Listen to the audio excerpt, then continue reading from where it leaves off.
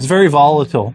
You never know what's going to happen. It'll just break wide open and work for a while, and then it goes out, and then somebody else will come in from a totally different direction. I remember, so this was about probably 17 years ago, so something like 2009, right after I got licensed. Again, I think it was Gary who actually gave me that radio.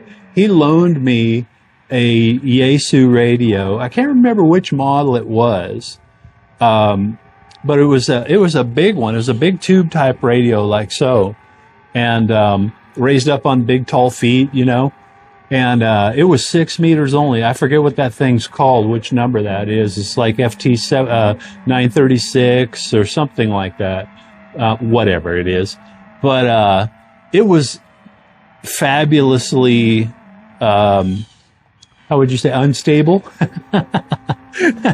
So you crank that thing around. And it was weird. I think it was from the era where it had a dial, and the sort of analog numerical thing that around the dial, and then it had a digital display, as I remember it too. I think it did have it was analog and digital in some weird way, but it was it moved around a bit even after it was totally warmed up.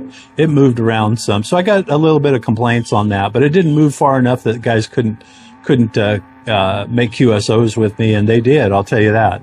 The summer of probably 2009, I think it was the summer of 2009, the bands actually opened up pretty strong on Sporadic E's. And wow, I can remember being out in the garage where I was making some things out there over a period of time, and I wanted to have a radio out there, so I just brought the coax down from the Norwalk Electronics 5/8 wave Dominator and plugged it into that old radio. And man, I was out there. It was so hot, and signals started just bursting out of that radio. And so I picked it up, or dropped what I was doing and picked that thing up and started working. And, you know, maybe 25 to 50 calls, something like that, successfully during like a 1 hour period. And at one point, I had a guy, I think it was Florida. This is like Georgia, Florida, South Carolina, somewhere all the way east.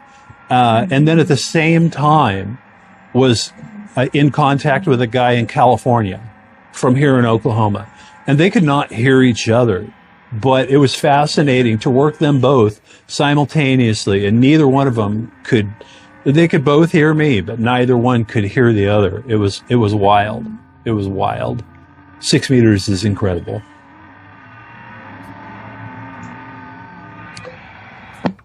Hello, CQ, 6 meters. Hello, CQ, 6 meters. This is Whiskey Echo 5 India. Here is Whiskey Echo 5 India, WE5I, calling from Oklahoma City and standing by.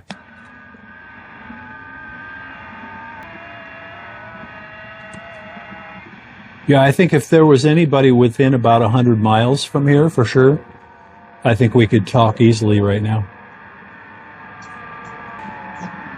It might not last very long, but I think we could do it. This is an angry little sound it's making there. I think it sounds like it's open around me.